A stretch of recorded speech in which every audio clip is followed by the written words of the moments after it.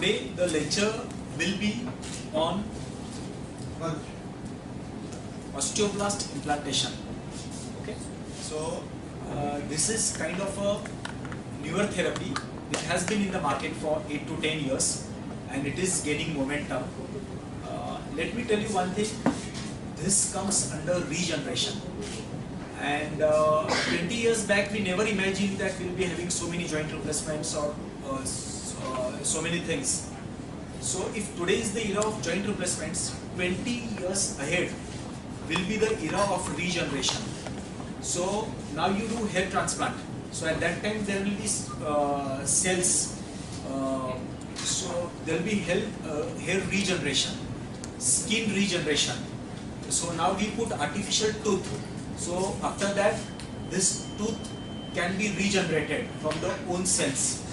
So even maybe urethra, maybe intestine. Similarly, in above field, it is the cartilage and the bone. So in bone and cartilage, it has come in a big way. So next 15-20 years would be the era of regeneration. So maybe this would be the first regeneration lecture in our association. Second thing, last 1.5 years, because of all of Corona and COVID, and all the lectures were from home, webinars. So today it feels very nice to have a physical lecture like here. So let's start. The topic for today is, since Corona, from March 2020, there have been almost 3 crore COVID cases in India. And because of COVID, as you all know, lots of people had been given steroids. And this steroids was given for 1 month, 2 months, because Corona was never in our curriculum and this was a new chapter. And steroids were given right, left and center. And because of steroids, there were lots of mucormycosis cases. You must have heard about that. So after this mucormycosis, this AVN, avascular necrosis, is one of the side effects of steroid usage. This is one of the etiological factors of AVN. And I'll come to that slide. There are almost 3 to 4 lakh AVN cases in India. It is so rampant. So you might get many such cases in your OPD. And that is the purpose of this lecture, to get education on what AVN is, how to diagnose it, and what are the treatment options. Correct? I would request you can ask any questions anytime. I'm here to answer. Time is not the limit. You can stop me in my lecture anytime and ask questions. So it will be a two-way dialogue, and that's nice. Right? So avascular necrosis post-COVID. So this is a slide in which patient actually, the slide is shown that the patient is having pain in the back. Patient is having pain in the back. But let me tell you, this is a referred pain. And what I want to tell you, when the patient comes to me, patient cannot understand exact area. So if the patient says he have a back pain, definitely you give him analgesics. But again, if he complains, always think of the hip joint also. Correct? And if the patient says the hip pain, it is well and good. But if back pain is there, so many times in our OPD, even if there is back pain, I do screening MRI of the hip joint also, if there is a doubt. And in that, out of 10 MRIs, 1 patient I capture as a pathology. Correct? So always think of hip pathology in back pain also. Correct? So do not ignore. And X-ray, CT, MRI will explain everything. So nowadays, because of this investigation modalities, it has become easier to diagnose. Right? So hip joint avascular necrosis is because of loss of blood supply. There is necrosis, as the name suggests itself. I would consider this as a hip joint attack in lines with heart attack. Okay, so it's a, now see, when we get a stroke, we know that we have to treat the patient in first 6 hours to get the best results. When you get a heart attack, you have to treat in first hour, it is known as the golden hour, so that you get the best results. Similarly, if there is a hip attack, I think the treatment should be as early as possible. It is not that in this much hours, but should be as early as possible. We should not linger because it goes in 4 stages, as I will come later. And if the stage increases, then the treatment and the result things are not that good. Correct? So all 3 conditions are due to interrupted blood supply and need immediate attention. Okay? So fact about AVN, it is the death of the bone tissue. New bone formation is stopped. I will come to this video. The severity worsens, eventually the hip joint collapses and the patient has got severe pain and limping. I've got few videos in the patient, stick घेऊन चालत येतो, means almost disabling, म्हणजे he cannot walk on that. Okay. So what happens in hip joint? This is the normal hip joint, this is the AVN hip joint. As you know, the hip joint has got blood supply, extra articular. So these are the ascending branches, circumflex branches, and this is from the ligamentum teres. So mainly there are these 2 blood supplies, right? So what happens in this blood supply is disrupted, and then the bone become necrotic. Okay. So what are the causes? 30% is due to excessive alcohol. Okay. Nowadays the alcohol consumption is also increased a lot, and therefore AVN cases are going to increase. I've got 2 of my friends, doctors, who used to have excessive alcohol and now they have got AVN. 30% is due to high dosage steroids. So this is the main cause because of post-COVID or corona cases.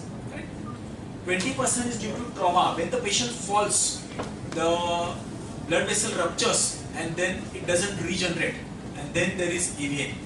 Okay, so you must be knowing that those who are doing cycling or the cricketers, they use hip guard. Hip guard is a special instrument which is used on the hip while cycling or while playing cricket. So the reason for that is that there should be no impact inside. Okay.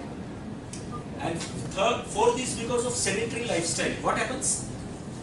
If the lifestyle is good, the blood circulation increases, and if the lifestyle is sedentary, there is no blood circulation. The blood circulation doesn't increase, so the capillaries don't increase, and so you get AVN. Okay, so reduced to blood supply because of all these factors. So this is the video. Now just pay attention to this video. This is very important. This is osteoclast. This eats the cells. Okay. So as age advances, this osteoclast engulfs the bone cells. Okay, bone, I would say, not bone cells.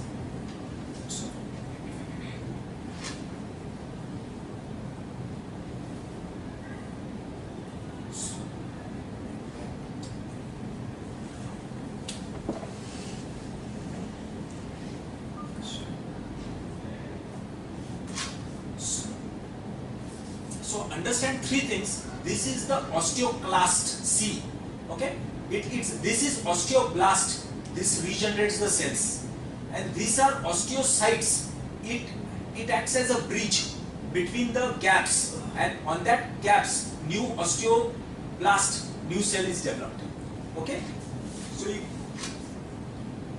And when the blood supply is hampered, this bone. If the blood supply is normal, there is new bone formation, as you can see here.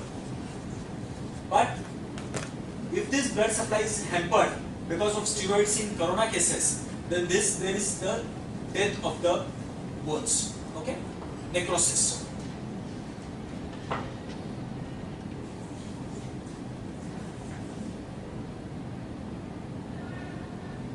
Correct. So you understand 3 things: osteoclast, osteoblast, and osteocytes. Osteoclast eats the bone, osteoblast regenerates the bone, and osteocytes forms the bridge on which new bone formation is there. Why I am telling you this important? Because in our new treatment, it is the osteoblast which is regenerated. Okay. So what happens in corticosteroid, I will not go into details of other things because our main topic is corticosteroids. What happens in corticosteroids is there is fat embolus, and this fat embolus causes extravascular compression and decreased blood flow. Okay, this causes ischemia, and then it leads to osteocyte necrosis and loss of structural. See, osteocyte is loss of structural integrity, and the bone collapses. Okay. So this is one more slide. Now I put more videos in my lecture today because a video speaks for 1,000 words maybe. So if you see, the bone is there, the blood supply is decreased, a condition in which because of steroid use, and there is necrosis of the bone. Correct? And the causes are again the same, what we had discussed: bone fractures, alcohol, long-term steroid use, cancer treatments, sickle cell anemia, mainly narcolepsy, and lupus. So now you understood the pathology, what happens at the micro level. Now we will go in the stages. So for stages, there are 4 stages. Stage 2 is divided into 2A and B. We will not go into details of that, but stage 1, 2, 3 and 4. So stage 1 is the hip joint is normal. In stage 2, the part of the bone gets necrosis, but the joint per se is normal. In stage 3, there is slight reduction, it is known as a crescent sign, which is seen on the X-ray, and there is partial collapse. And stage 4 is total collapse. So treatment for all 4 stages is different, correct? And that is where our treatment comes into picture. So why I told you it is an hip attack, because earlier you diagnose and earlier you treat, better are the results. Okay? So in first stage, X-ray is normal, but the MRI is abnormal. So what has happened in my clinical practice, many times I've seen the X-ray, patient is complaining of hip joint, the X-ray is reported as normal by the radiologist, but still it is the clinical judgment. I convince the patient to get MRI. Patient says, "Kai X-ray normal lila hai na, kashala MRI karayala lavta." Okay. So I tell him ki at least we will come to a diagnosis, and I have to explain them, I have to convince them. And when they do the MRI, and that time we catch stage 1 or stage 2, and then so we catch the patient at an early stage, and then we can give better results. Okay. Stage 2, X-ray is abnormal, MRI is abnormal. Stage 3, there is subchondral fracture on X-ray, and stage 4 is gross osteoarthritis. Okay, so this is stage 1 where the X-ray seems to be absolutely normal. But if you can see this radiolucent part, so this is stage 2. The bone is affected as compared to here. Stage 3, you see a crescent sign, and stage 4, complete joint is affected. Right? This is the MRI picture. This is the normal MRI picture of the hip joint and the abnormal picture. And you know not the beauty of this, the bad thing is usually both the hip joints are affected. So it can be stage 2 on one side, stage 3 on other side, stage 4 on other side, stage 2 on another side. Okay. So what is the treatment? So in early stage we have to do. So now you understood the stages. So first part was we understood the pathology. Second part was we understood the stages. Third part is now the treatment part. Okay. So treatment part is stage 4, definitely total hip replacement. All of you know it is there. Stage 1 is core decompression, but stage 2 and 3 is the place where we have to give osteoblast to the patient. Okay. So osteoblast is regeneration or biologic repair. So stage 1, definitely tablets are there. Stage 4 is replacement, but stage 2 and 3, it is the regrowth therapy. Now what is this regrowth therapy? I will talk in detail. This is one more video. So it is an autologous cell therapy. Autologous why? I will explain that to you. Auto is from self. So these are the osteoblasts, correct? And in this therapy, we take osteoblast from the patient's posterior superior iliac spine in first stage. From this we take around 6 to 8 ml of bone marrow. Now this contains plenty of osteoblasts, and these are transported to the regrowth center in Lonavala, where they've got the machines in which of 5,000 osteoblasts, they make 4.8 crore osteoblasts. Okay, so that is the regeneration. 5,000चे 4 कोटी ऑस्टिओब्लास्ट. आजकाल share market मध्ये 5,000चे 4 कोटी होताना बघतोय. ऑस्टिओब्लास्ट मध्ये पण same तसंच होतात. Correct. So Dr. Parikh is here, share market enthusiast. You must be knowing this. Correct. So then the osteoblasts are transported to the hospital, and then we as surgeons see. Can you see this double syringe? We pass these cells into the patient's head and femur head, and this new bone is formed, and then he is normal. Purposely, this is a fat person shown because he has got sedentary lifestyle. Okay. I hope you understood this much.